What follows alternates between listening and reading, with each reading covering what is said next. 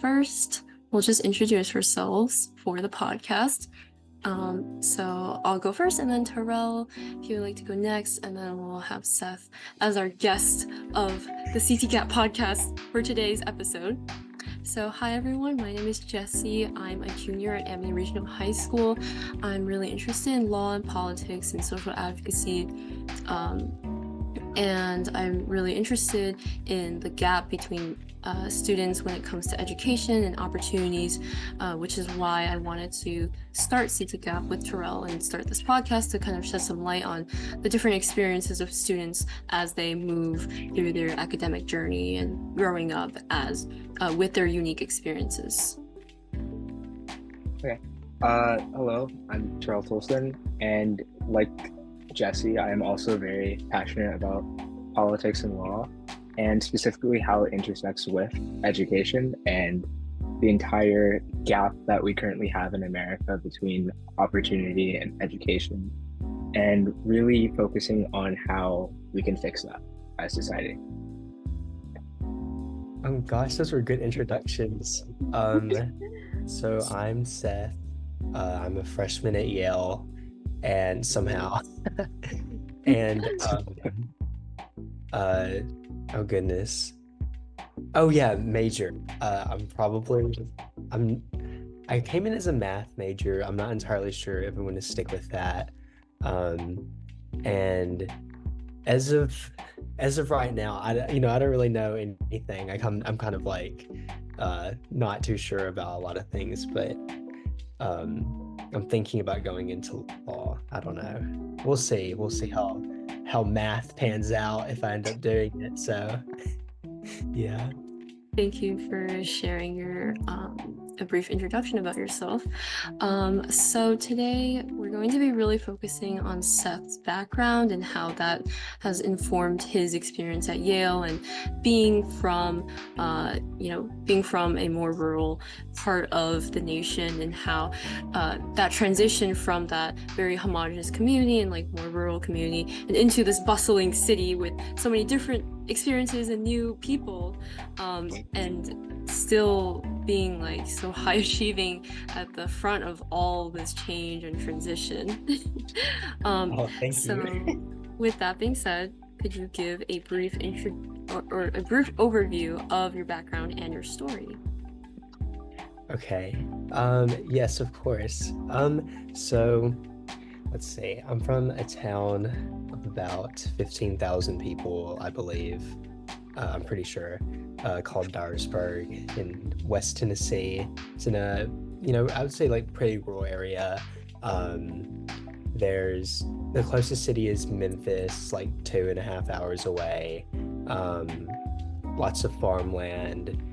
And then this is kind of random, but like a common misconception is a lot of people think of like East Tennessee, but East Tennessee is also rural, but it's definitely a lot more mountainous, like, like coal mining, like stuff like that.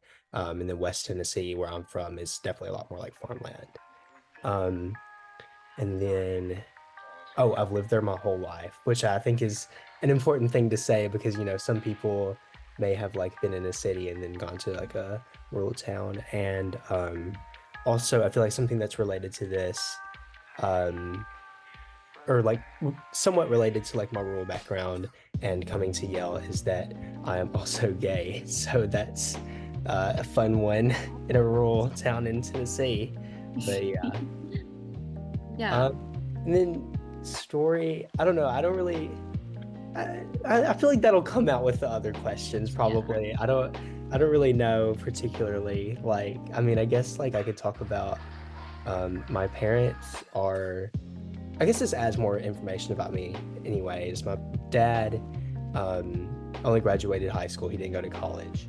And my mom did go to college, but she went when she was, she's like 50 now. So I believe she went when she was about like 40.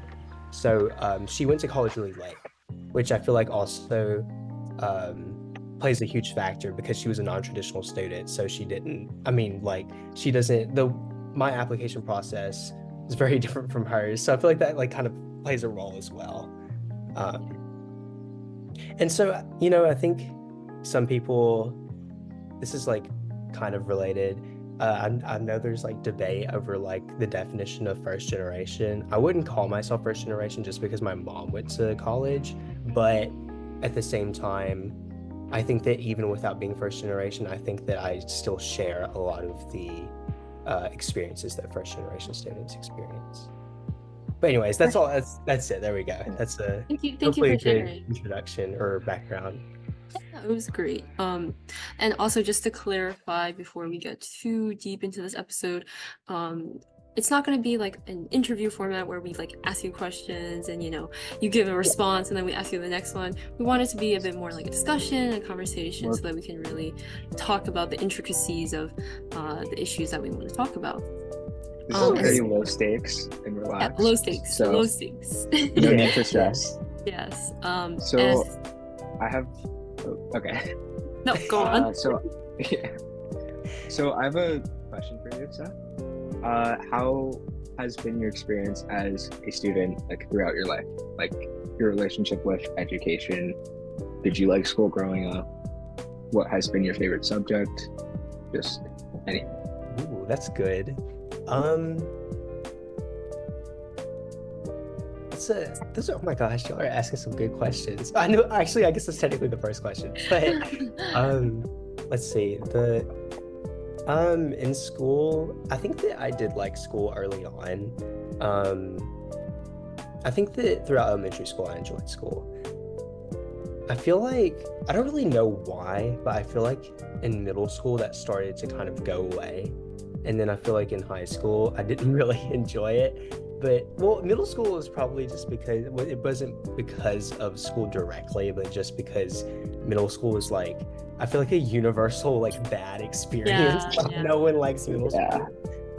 High school, I feel like I enjoyed high school to an extent. But I don't feel like I had the same, like, I guess I would say I don't feel like I had the same enthusiasm as I did in elementary school. But I definitely like really enjoy learning, but school specifically, I don't know. I think just there's a lot of pros and cons to school, and if that's like the best way to learn. So, and then favorite subject. Oh my gosh. Wait, no, this one's hard too. It has to be math, right? It has to be math. Oh, actually, I don't know. You see, this is what I'm debating about. But, okay, maybe this like adds to like me saying that I really enjoy learning, but I don't know. I really like learning about everything. I know that sounds so cliche, but I don't know. I'd probably say either math, even though it's like kind of a pain in the butt sometimes, or history. I really enjoy history too. History is so interesting and cool. And I know some people don't really enjoy it, but I absolutely love it. It's so great. So thinking about majoring in both? I have thought about that actually, but I don't know. I'm having so much trouble picking out like any majors right now. So we'll see how it goes, I guess. But yeah. I just wanted to circle back to previously when you were talking about your, I guess, family history when it comes to education and college and things like that. And I think it was really interesting how you mentioned you don't really consider yourself as a first generation college student. Yeah. And I think it really plays into a bigger question and a bigger issue of how does the college system and the admissions process enable us to kind of lean on or capitalize off of our quote unquote socially less achieved traits. So what I mean by this is, like, for example, oftentimes I think students try to, let's say, pretend to be queer in order to, put on their college application. Oh. I am like part of this marginalized group, when in fact they're not. Like, I think I have a wording for it. Like, oh wait, I just lost it. No, that literally But happens to me all the time. you know what I mean, right? Like, Yeah, so you mean like capitalizing off of labels. struggles that you didn't actually Identities. go through, Yeah. kind of like that. Yeah. Wait, Or like, what was the overall question again? I'm sorry. oh, sorry. Sorry, that was Oh no, you're word. good. It's my fault. What I meant is like specifically, it kind of implies that in order to be someone who needs help or like needs financial assistance or needs these other sorts of resources, you have to have this label of like, I'm a first generation student, so therefore Oh, you should do more to help me, or like, I'm a queer student, so therefore you should do more to help me, or etc., etc. I yeah, guess my that question makes is, sense. yeah, how do you think, what are your thoughts on this? What are your thoughts on this? I think that the labeling itself by colleges is just like a simplification. Like, because I mean, obviously they have to have ground rules for what like for what classifies as different, I guess, like struggles or like challenges that you face. Because if they didn't, then it would be like a lot of people would claim to be that or whatever. And so they have these like strict rules about who can be classified as what, which makes sense. And then, well, I guess the obvious exception, as you kind of pointed out, is like if you say that you're queer, because I mean they can't like prove that. So I mean I feel like that's like about the only thing you could pretend to be, probably, unless I'm like missing something.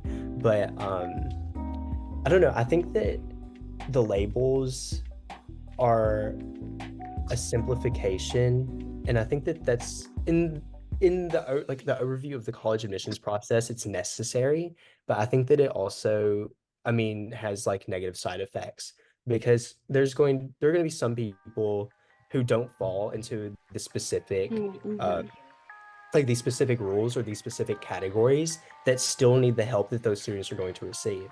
Like, I mean, honestly, like, even though, like, I wouldn't be considered first generation, I still, I mean, I like, honestly, I still went through the same, like, struggles as like a first generation student would go through, because, I mean, like I got no assistance help going through the college admissions process. My parents don't know anything about it. I mean, technically, yeah, my mom went through it, but she went through it when she was like 43 or something. Like, I mean, whenever she was like way older. And then, some people might be like, oh, well, I mean, she went through it like sooner, so like she should remember. But the application process for someone who's a non-traditional student is going to be very different from if you just came out of high school. Yeah. And also, there's just in my opinion, such a vast difference between applying to schools that are like not in like any way competitive versus schools that are competitive. Because I mean, my mom only applied to one school, and then she went to community college first, then she went into a 4-year university. And I mean, it's not competitive at all, so it's very different from my reality of like where I was applying. So basically, like, I say all of this because, like, as just a personal example of, I guess, like how labels can have a negative side effect. I mean, I don't think it was like a huge deal for me, because obviously it worked out for me and like I figured it out on my own. But I think that there are negative side effects by creating these boxes, because then there's certain people who could benefit from the resources the people they're actually in the box get, but they don't get them because they're technically not in that box. Yeah, for sure. Yeah, I think definitely I have a great example of this that I love to talk about. Oh my gosh, New Haven. Yes, New Haven. Yeah, Students yes, versus I agree non-New Haven completely. students. Yes. Oh, yeah.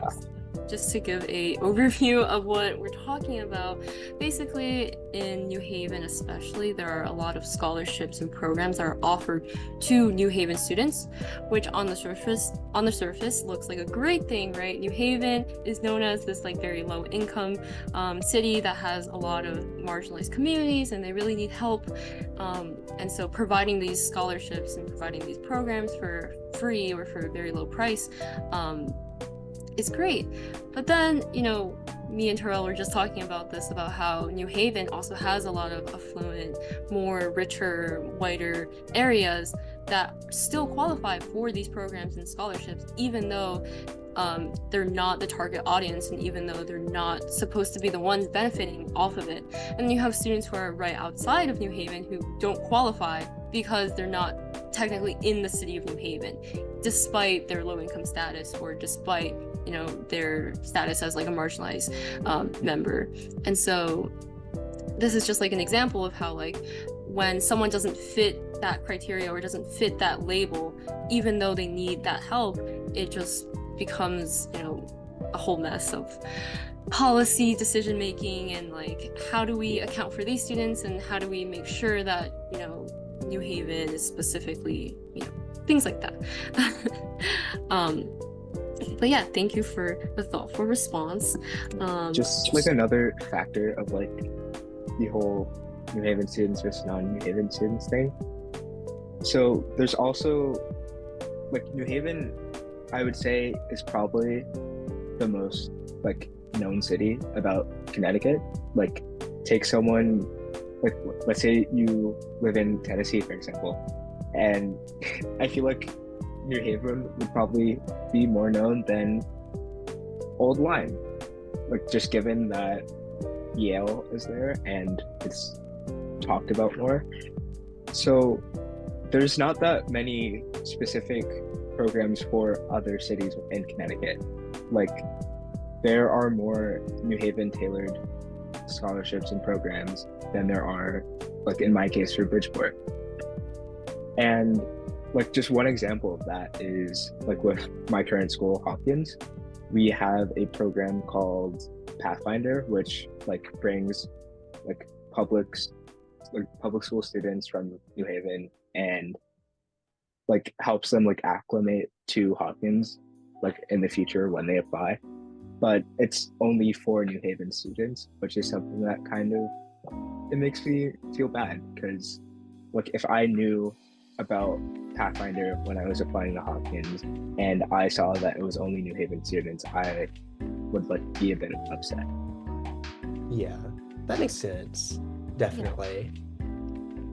Okay, just going back to, you know, I think we went on kind of a side tangent and went a bit too broad. Going back to your experiences and your transition from Tennessee to Yale, could you tell us a time that you felt like your rural background made you feel alienated or isolated from your peers? It can be any, like, it can be something small, it can be something like more notable, whatever. Yeah. So I made a few notes for this, so because I was like, oh, I need to be prepared. This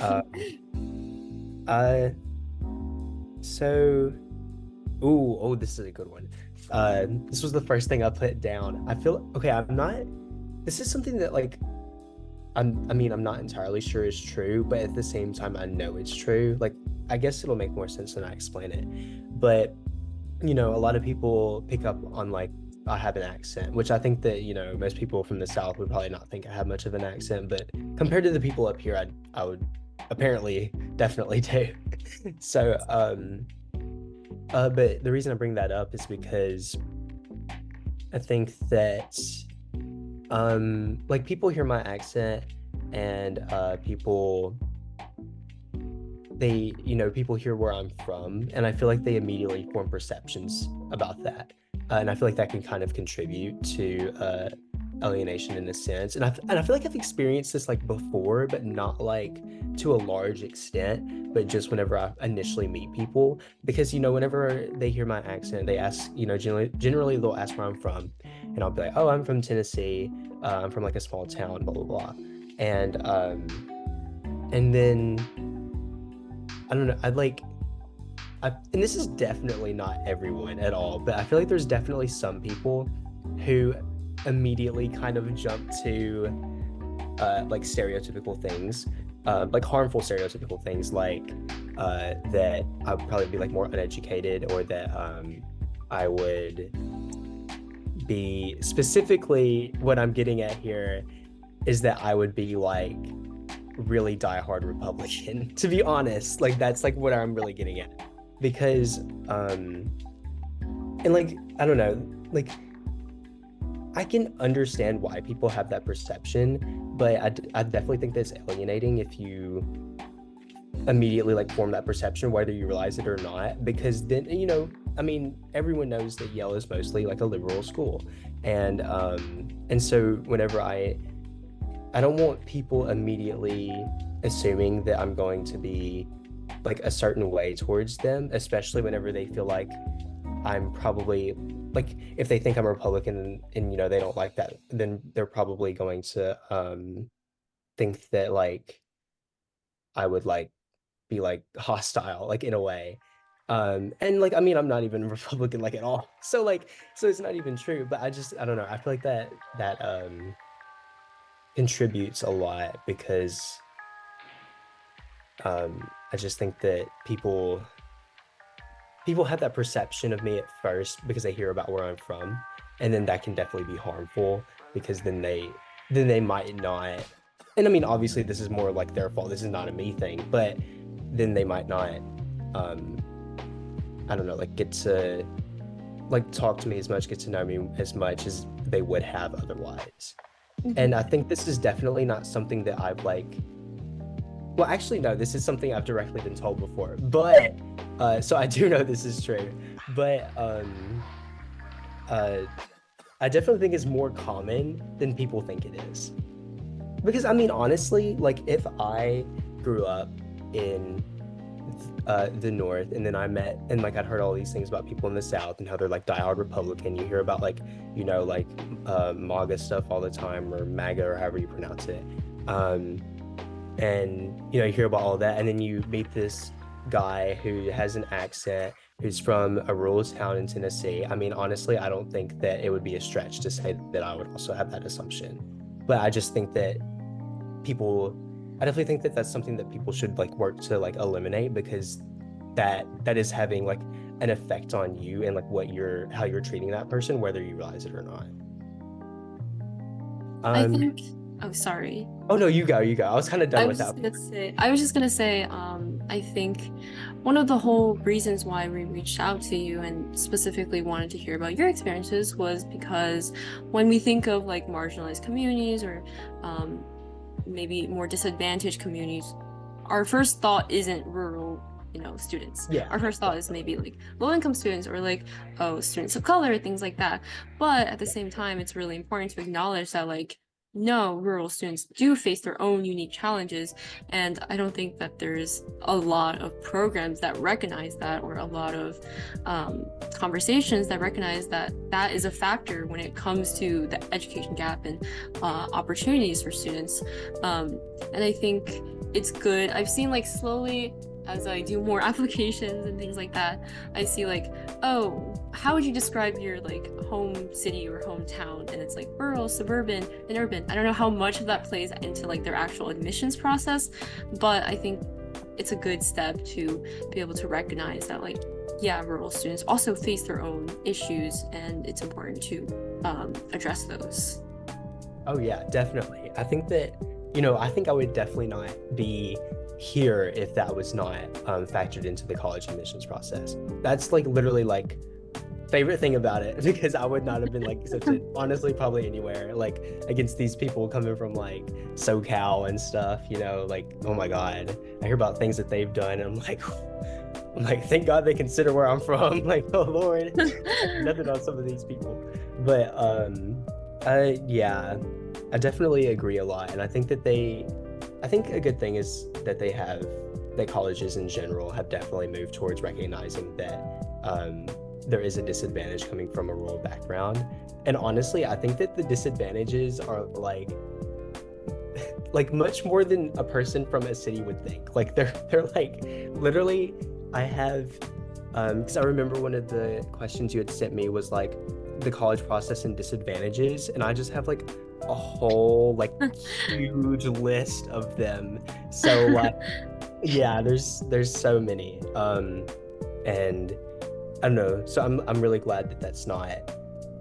I feel like that's not really a huge issue in the college admissions process, which is a great thing. It's more. I think it would definitely be more so an issue with just like personal bias among people. Yeah, for sure. Okay, so This kind speaking, oh, sorry, go on, Terrell. this kind of transitions like into another question we posed. So, what were some of your favorite like things you've done throughout high school? Maybe some accomplishments, and just like speak more about what you're passionate about. What have you done? Um, hmm. Ooh, oh my goodness, y'all asking the good ones. Maybe we have to think. I feel like, oh my gosh. Okay, favorite. Wait, so like specifically high school? It can be You can anything. talk about college too. Anything. Okay. Um, I would definitely, I would say my first one is like, I guess the thing that I'm the most proud of is definitely, and like, is definitely that I volunteered a lot in my hometown and I did a lot of community service. And I don't know, I feel like a lot of people view volunteering as, I guess, like not that fulfilling. But to me, I think it's, I don't know, I think it's just like one of the most important things that I've done. And it's definitely something that I would say is like my favorite accomplishment. I don't think it's something that's um like tangible, like an award or anything like that, but just knowing like the things that I've done and that they've had an effect on people is extremely, it's, I don't know, it's like makes me like very, very happy. And it makes me like, and it's not even when people directly say to me, oh, like, thank you so much, blah, blah, blah, or anything like that. I mean, honestly, one of my favorite examples is I would often, or not often, because it was like, it was a seasonal thing, but I mean, I would do it every year. I would volunteer for I'm trying to remember what it was called. It was like, I think it was called Santa's Workshop or something like that. It was where kids from elementary schools would like, usually their parents would give them money and they would go and then they'd buy like really like cheap like toys and stuff for like whoever they wanted, like even like their pets. And then they would go back, or we would like wrap it for them and they would go back and, you know, they would give it as their present to their families. Um, and that was that was one of my favorite experiences because we helped, I mean, we helped with everything, but especially with helping the smaller kids do math. Because, you know, they had to like add up like, oh, how much is this going to cost? And it was very eye-opening seeing how much money some of the kids came in with versus other kids. I mean, some kids come in with literally like $100 to spend and like outrageous amounts. I'm like, why are their parents like trusting them with this much money? Like, oh my God, I would have eaten it as a little kid or something. And then, you know, some kids come in with nothing. And so it's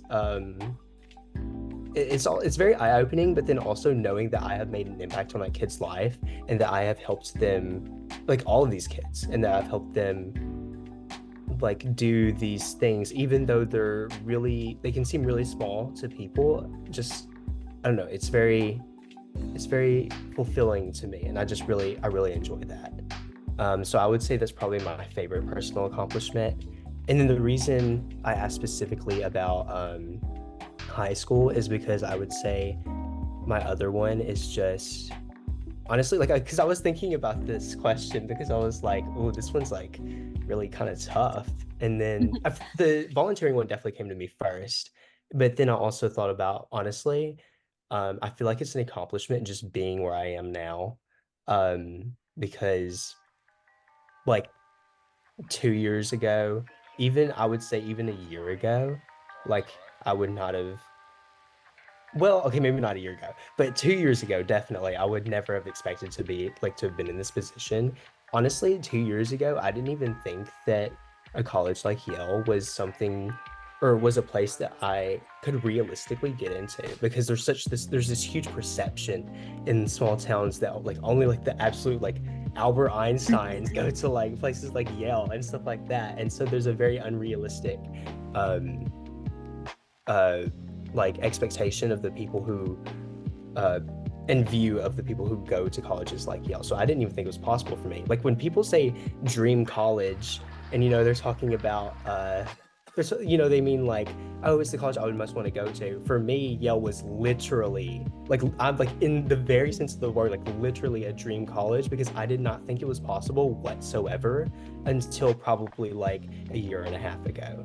Like I did not think it would ever be a possibility for me. And I think that's something that a lot of rural students face. So just the fact that I'm here, I feel like is a big accomplishment in and of itself. Like a big, like for me, like just like personally. And also like honestly kind of getting out of Tennessee too, because I don't know, like I really love my home state, but I've always wanted to explore the like wider world. So For sure. I think I can definitely relate in terms of like how small towns view these like very big, very prestigious, competitive colleges. I mean, we live right next to Yale, but when we look at the students who coming from our school who go to Yale, which is typically like one or two students as compared to like the students from cities in New Haven or schools in New Haven where they have like 7 students who go to Yale, and it's insane to us because the people who go to Yale from our school, maybe our school just sucks, but like the people who come from our school who go to Yale are like the top of the top, like literally like insane people. And so I think because of that, we also have this like huge perception, like the people who go to Yale are these like insanely crazy smart, world geniuses, whatever, have these like masterclass violin or like piano skills or something like that, and I think that really contributes to a lot of our own perceptions of ourselves as well, because it might become stifling or it might limit ourselves. And yeah, thank you for sharing that. In relation to what you were kind of saying, would you be able to, talk about challenge that you faced as you transition from your hometown to such a new environment? Yeah, actually, this one was really interesting because, like I said, I already like have like some notes on these questions, or some of them. So y'all throw some surprises at me, not gonna lie. Well, actually, it was only like one. But anyways, I'm not complaining at all. That probably gets a more genuine response. But I like even the notes. Obviously, I try to be like as genuine as possible. But challenges transitioning, I actually have like barely anything for, because like I was thinking about it and I was like, I feel like there's more that I'm just not remembering right now. But I don't know. I think that it went a lot smoother than I thought it was going to. Honestly, really, it's just stuff like traveling. I definitely oh God, yeah, actually that one's a big one. Like I've never really like rode like public buses. And then so that was interesting. And then I've also never, well, except for like one time when my parents and I went to Washington DC, I've never like rode a subway either. So that was interesting as well, like in a good way. Well, New York City subway is also interesting in other ways, but anyways, that's a story for another time. So traveling and then like flying by myself, oh my gosh, I was terrified. I was like, I'm not gonna know what to do. Like that was terrifying too. And then getting on trains, I took every like form of transportation there is practically, and that's when I realized that the only transportation I've ever experienced in my life is like car, like going somewhere by like automobile or whatever. I can definitely relate. Last year when I was traveling from the Attorney General's office back to home, it was the first time I ever had to ride a public bus, and it was a disaster. It was horrible. I Yeah. like there's a lot of issues with trying to figure out what is a bus stop, because they didn't have signs as to where the Yeah. bus would stop, and like getting my Metro card, and like my card not working when it swiped, and so then I had to like call the Yeah. people and like, you know, sort this whole thing out. And I've also, to this day, I've never ridden. I rode a plane when I was 3 years old with my family, but since then I haven't been on any planes at all. And same thing with like trains. When I went down to DC, it was the first time ever I had to like ride on a train by myself, and it was definitely a whole new experience, and I definitely felt very scared. But then when I see someone like Yeah. one of my friends, like when I see my partner Chris go on like, you know, these buses, and he's just like so casual about it, it's like he's been there like his whole life, Yeah. and like it's just interesting to see the differences.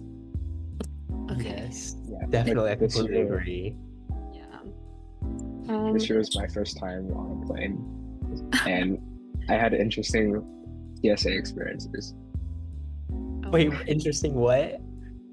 TSA. Oh God. experiences. Yeah, TSA. I They like did wild. everything wrong. They're wild out there. You did everything wrong. Oh gosh. No, TSA, they scare me. They like, I swear they like practically like bark at you. They're like, "Rawr," like get in line. Like they get like so mad. But I mean, I guess I understand if your job every day was just to like go and like, you know, try and get people to do something like that, you probably get kind of annoyed at some people every once in a while. It's probably their only like form of entertainment too. So Yeah, that is true. Okay, and just to wrap this whole conversation up with our last question, what advice would you give to students from a similar background to yours?